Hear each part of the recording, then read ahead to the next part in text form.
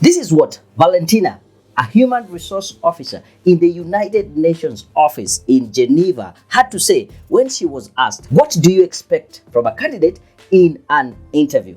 So the United Nations Secretariat uses the competency-based framework, so competency-based interview. So we expect candidates to A, understand the structure of the competency-based interview, and B, to know which competencies were advertised in the job opening, because they are going to be interviewed on all of them. Whoa. Let's pause there and break that down already. So A, you need to understand the structure of a competency-based interview. So let me break it down for you. A competency-based interview is also known as a behavioral or criterion interview. And the whole aspect of this kind of interview is that your previous experience or behavior is the best predictor of your future performance. In other words, your history tells us a story about your talents, your skills, your capability, and your real experience in terms of handling different types of situations. The second bit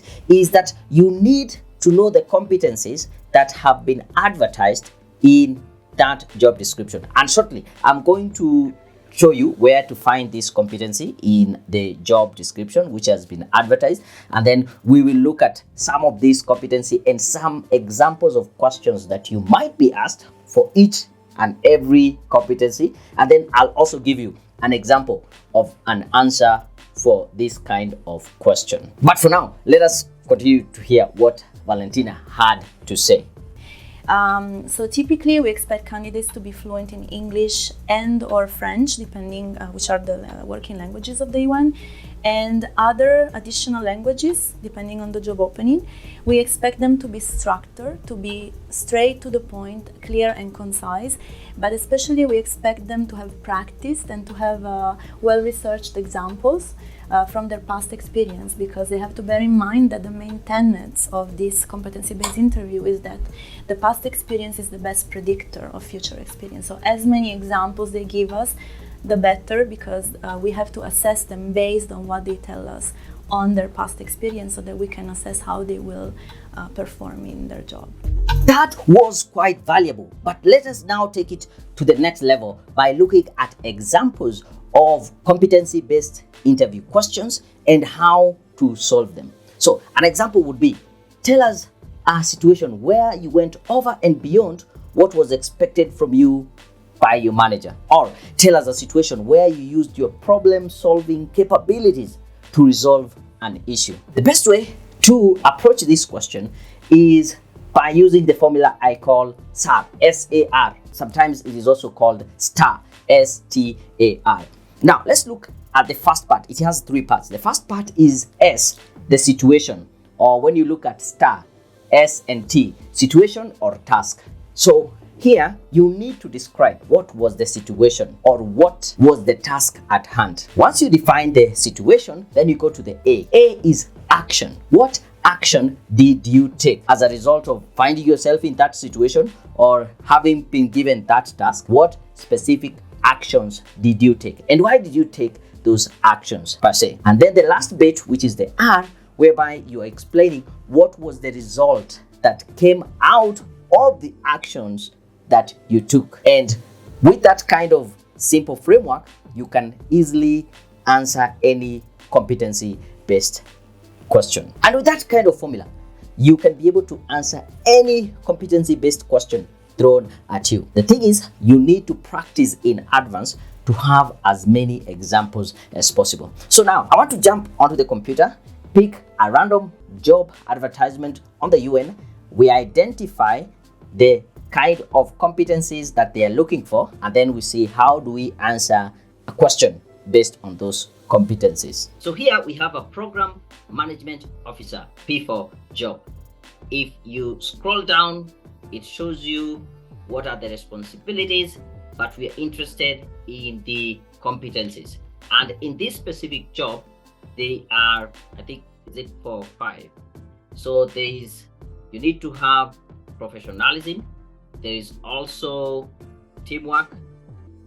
You also need to showcase planning and organizing. And we also have judgment and decision making. So in this case, judgment, and decision making. They have described and said, identify the key issue in a complex situation and come to the heart of the problem quickly. Gather relevant information before making a decision. So an example of a question in this case would be, tell us a situation where you found yourself in a complex situation and you had to use your decision making capabilities to come to a solution or find a solution of problem quickly. So you think about that. Here is another one. I want to go in deeper and maybe give an example for this one, which is teamwork. And they have described it as work collaboratively with colleagues to achieve organization goals. So let's take that competency of teamwork and look at how would a question be asked. So an example question would be, tell us a situation whereby you used your teamwork capabilities to help the organization achieve its goals. And you might have an answer like this. So following the formula SAR or STR, so the situation or the task is showing teamwork. So you would describe the situation like this. There was this time I was in charge of leading a team to do a presentation to some of our potential clients. As simple as that. That is the situation. So let's look at the actions. What actions did you take as the lead? So you might describe it like this. So I was able to bring in the team. We delegated different sections of the presentation to different individuals based on their experience and their strengths. So after we did the different parts, we brought it together, we practiced, we rehearsed, and we went ahead and did the presentation to about 20 of our potential clients, big players in the industry, and the presentation went smoothly without a hitch. So in that case, you have described the actions that you took. Then what is the the results? What happened? Now that is the R bit of it. So you can say, following this presentation, we were able to close 15 of the 20 clients that were there in that presentation, and we're still following up with the other 5 who are yet to make the decision. And you can see that simple example shows your teamwork skills, what you did, what situation you found yourself in, what you did, and the kind of the results that came out of it. If you'd like help when preparing for an interview, a job interview, a competency-based interview with the UN or anything, feel free to get in touch with me. My email is daniel@careerpoint.co.ke and I will be able to assist you. But if you would want to understand how do you get invited to that UN job interview, I would suggest that you take a look at this video on the 7 steps on how to apply for a job in the UN. Make sure you like the video, subscribe to the channel, and until my next video, I'm out.